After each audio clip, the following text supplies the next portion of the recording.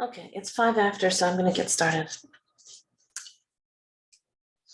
I'm going to go through and read a few passages on what atonement is, according to A Course of Miracles.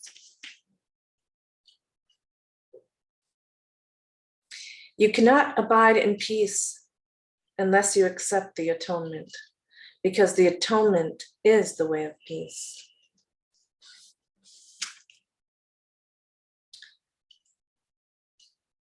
You have a part to play in the atonement, but the plan of the atonement is beyond you. The atonement is a lesson in sharing.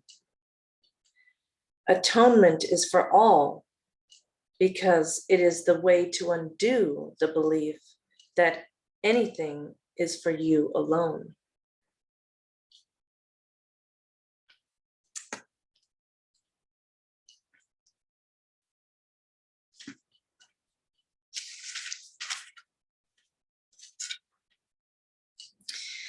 The atonement is entirely unambiguous. It is perfectly clear because it exists in light.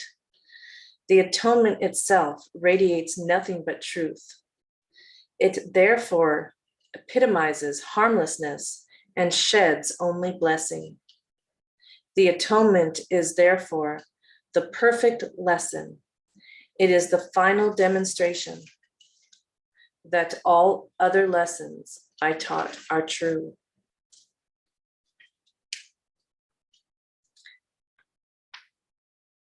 The atonement is the correction of error. Recognize, let's skip that one for now. All forms of not right-mindedness are the result of the refusal to accept the atonement for yourself. The sole responsibility of the miracle worker is to accept the atonement for oneself.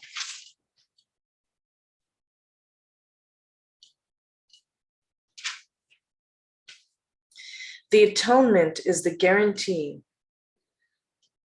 that they will ultimately succeed. It is the means of healing the separation.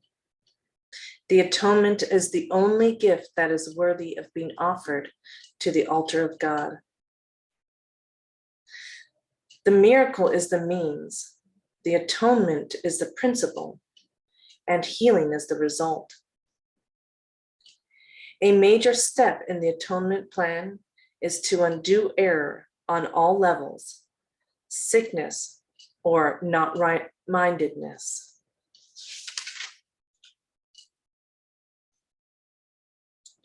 The value of the atonement does not lie in the manner in which it is expressed.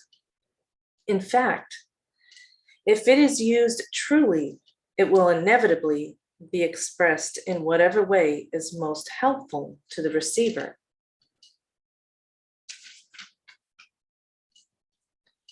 The atonement in physical terms is impossible. For perfect effectiveness, the atonement belongs at the center of the inner altar, where it undoes the separation and restores the wholeness of the mind. Both the separation and the fear are miscreations that must be undone for the restoration of the temple and for the opening of the altar to receive the atonement.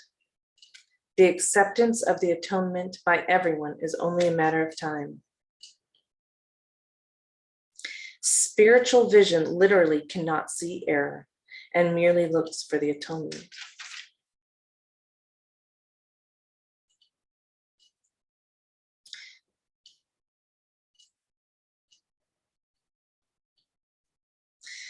The atonement is the final lesson. The atonement can be accepted within you only by the releasing of inner light. Since the separation, Defenses have been used almost entirely to defend against the atonement and thus maintain the separation. As long as there is need for atonement, there is need for time. The atonement is the only defense that cannot be used destructively because it is not a device you made. The atonement principle was in effect long before the atonement began. The principle was love, and the atonement was the act of love. The atonement thus becomes the only defense that is not a two-edged sword. It can only heal.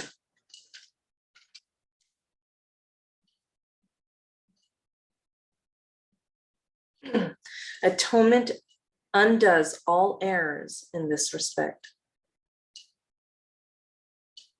You have a role in the atonement, which I will dictate to you. Ask me which miracles you should perform.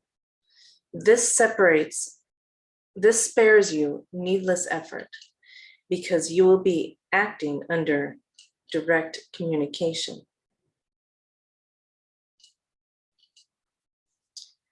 Now I'm going to read a couple of passages that really start explaining what the atonement is, not just kind of vague references.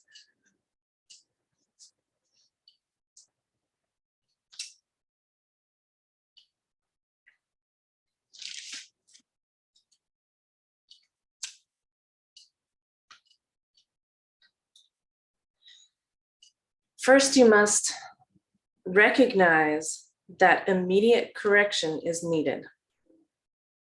This establishes a state of mind in which the atonement can be accepted without delay.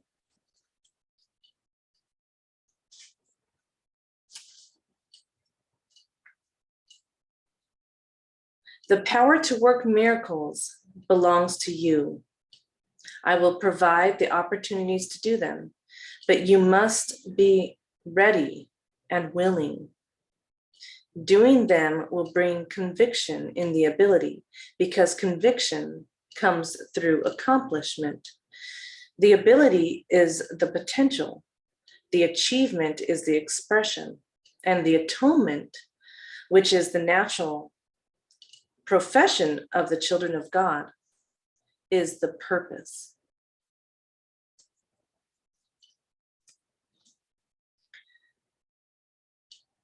Atonement is no more separate than love. Atonement cannot be separate because it comes from love.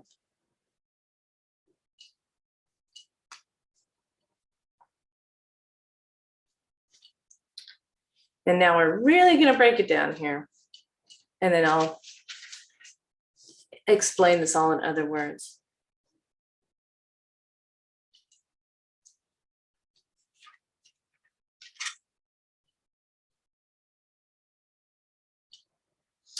The atonement is the process of correction. Atonement is the remedy. Perfect love is the atonement. The expression of atonement is the miracle. Worth is reestablished by the atonement. When you are afraid, you need atonement. When you choose without love, this is precisely the situation for which the atonement was offered.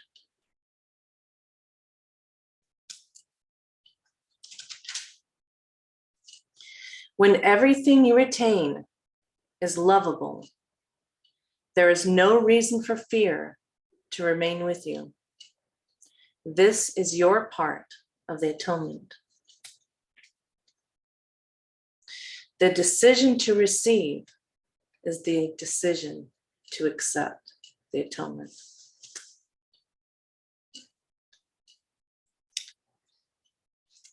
So the best passage to know what is the atonement is simply this: perfect love is the atonement. If all separation and fear no longer exist after you have accepted the atonement, then the atonement is the oneness with God or the divine creator or love. It is the knowing and accepting that you are part of everything and everything is a part of you. It is opening yourself up and asking love to come in and do thy will. I have a daily prayer that goes, divine love, let me hear thy words so that I may know thy will, live thy love, that I may be constantly vigilant of my thoughts and mindful of my words, so that I may only speak loving and kind things and think only loving and kind things towards others. This prayer is the atonement. So Nelsie, I know you're not here with us tonight, but there's the answer to atonement. Atonement is simply asking God or love or the divine creator to take over your life, to fill your thoughts, and so that you may be open to the will of God, so that you may walk the path, so that you may live your purpose, and so that you may live in light and in love. It seems kind of convoluted, but when you break it down with those passages, it really is understandable.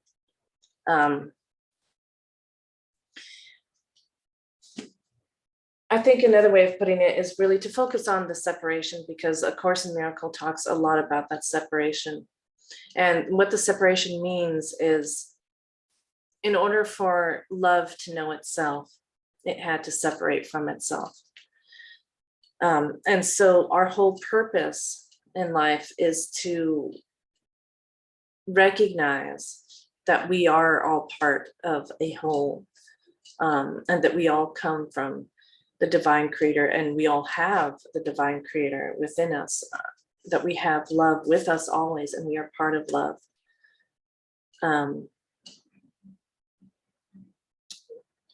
I am going to mention the Peace Pilgrim here because I've been mentioning the Peace Pilgrim in almost every single meetup I have. Because she recognized this, and she only looked at everybody with love, every creature. She recognized that we are all equal and that we are all a part of this entity called love. So simply just asking love light to enter and giving yourself over to the will of the divine creator. Again, that is the atonement. And it opens, but it takes constant vigilance. That's why I always put that in my prayer. It's because that's what it's all about. Once atonement is satisfied, and that direct connection to divine love is possible. And that is the holy instant. And the more you practice, the longer those instants will become, until, like the Peace Pilgrim, you're constantly in that state of connectiveness with the divine creator.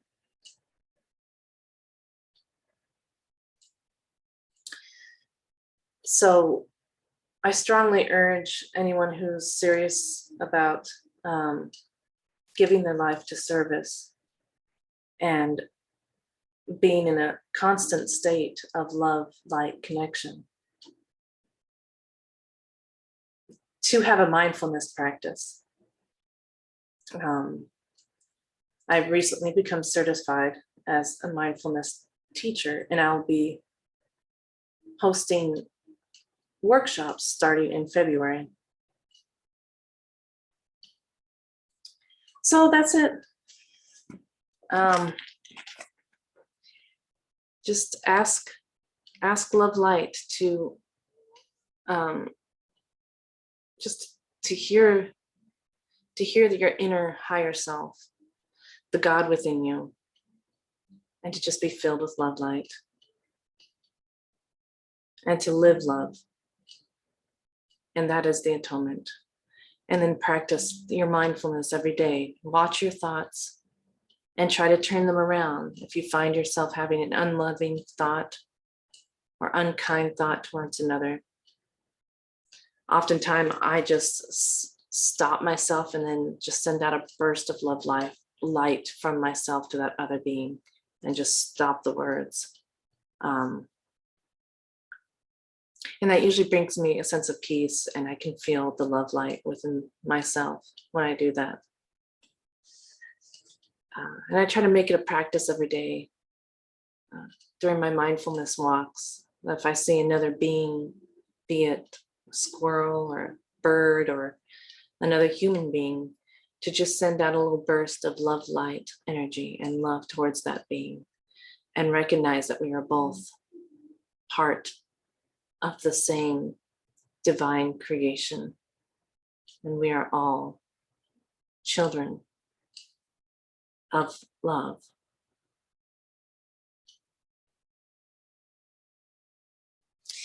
Well, may you go in love and light.